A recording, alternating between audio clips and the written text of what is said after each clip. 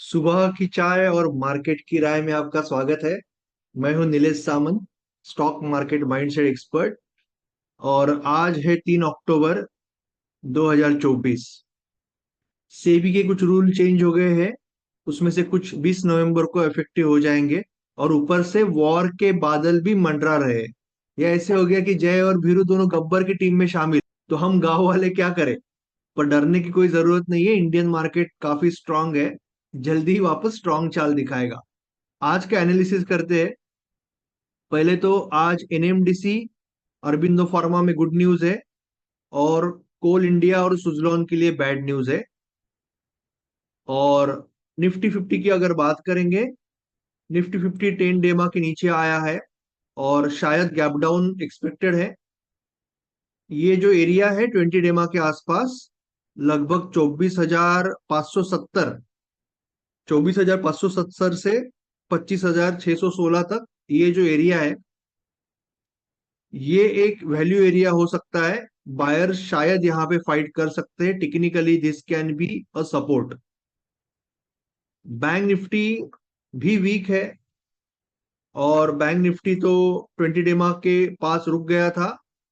But अभी अगर gap down हो गया तो आगे जाके आपके ये सपोर्ट अप्रोक्सीमेटली 52,300 और 51,900 के आसपास हो सकते हैं। अगर रेजिस्टेंस की बात करें तो अगर गैप डाउन हो जाता है तो 5 मिनट में जब आप जाओगे तब जो 20 डेमा होगा और जो लो होगा, स्पेशली ये जो लेवल होगी, ये रेजिस्टेंस बन सकती है। ये एरिया रेजिस्टेंस एरिया बन सकता है। वैसे ही बैंक निफ्टी में अगर गैप डाउन होता है तो जो लो का एरिया है, ये एरिया ये एरिया आपका रेजिस्टेंस बन सकता है। अगर हम फिन निफ्टी की बात करें तो फिन निफ्टी की भी हालत बैंक निफ्टी जैसे ही है। 20 डेमा पे रुका था, लगभग 20 डेमा से थोड़ा सा ऊपर। 20 डेमा से अगर नीचे खुल गया तो फिर थोड़ा सा मुश्किल होगा। और 20 डेमा रेजिस्टेंस बन सकता है। वैसे जैसे मैंने बोला कि कल का जो लो होगा वो भी रेजिस्टेंस बन सकता है अगेन। अगर इसके नीचे खुल गया तो ये भी रेजिस्टेंस बन सकता है। सो काफी दिक्कत है। मिड कैप कंपैरेटिवली सबसे स्ट्रांग लग रहा है। बट बार बार 20 एमए के पास आ रहा है। तो अगर वॉर का इफेक्ट आया तो मिड कैप भी प्रॉब्लम में आ सकता है। जब हम स्टॉक स्पेसिफिक बात करते हैं तो ऑब्वियसली हम सिर्फ ट्रेंड की बात कर सकते हैं as per the SEBI guidelines. तो ये कुछ डाउन ट्रेंडिंग स्टॉक्स है। मैंने बहुत दिन के बाद डाउन ट्रेंडिंग स्टॉक्स की बात की, तो समझ जाओ, क्योंकि जय और भीरू गब्बर को शामिल हो गए। तो ये डाउन ट्रेंडिंग स्टॉक्स है। Idea, PNB, BEL, Maharashtra bank, Ashok Leyland, Reliance, ONGC, bank of India, LIC और एलआईसी हाउसिंग फाइनेंस। और ये अप ट्रेंडिंग स्टॉक्स है। But I am not sure कि इसमें आपको कोई अपॉर्चुनिटी आएगी कि नहीं। सो ये लिस्ट आपके सामने है।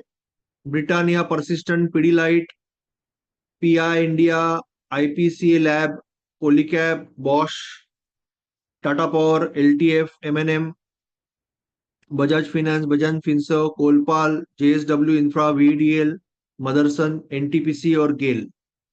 सो ये इन जनरल ट्रेंडिंग अप है। बट देखते हैं क्या होता है। Best of luck for today. आपको रिस्क मैनेजर बनना है। आपको एक स्ट्रॉन्ग माइंडसेट के साथ काम करना है। आपको चेकलिस्ट के साथ, ट्रेडिंग प्लान के साथ और जर्नल के साथ ही ट्रेड करना है। और किसी भी हालत में बड़ा लॉस नहीं लेना है। ना ही बड़ा इमोशनल लॉस लेना है और ना ही बड़ा फिनेंशियल लॉस लेना है। कोई फर्क नहीं पड़ता अगर आपको एक दिन ट्रेड नहीं आया।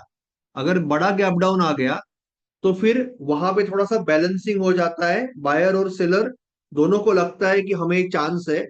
तो आपको मेरे हिसाब से अपने आप पे कंट्रोल रखना पड़ेगा। अगर छोटा गैप डाउन आया, मैं गैप डाउन की बात कर रहा हूं। अगर बड़ा गैप डाउन आया तो बायर सेलर दोनों इंटरेस्टेड हो सकते हैं। तो ऐसे में आपको सतर्क होना पड़ेगा।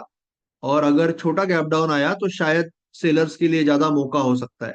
ये एक इन जनरल कमेंट्री है, मैं कोई भी कॉल टिप्स नहीं देता। जो भी सेबी की गाइडलाइंस है उसी के अंदर मैं सब कुछ बात कर रहा हूँ। Thank you so much for listening. मैं कोशिश करूंगा कि ज्यादा से ज्यादा दिन में सुबह ऐसा वीडियो डाल सकूं। तो मेरी आपसे विनंती होगी कि आप सब्सक्राइब करो, लाइक करो और शेयर करो, जिससे कि मुझे भी लगे कि मुझे ये रोज करना चाहिए। ठीक है, thank you so much. Good day. Happy trading.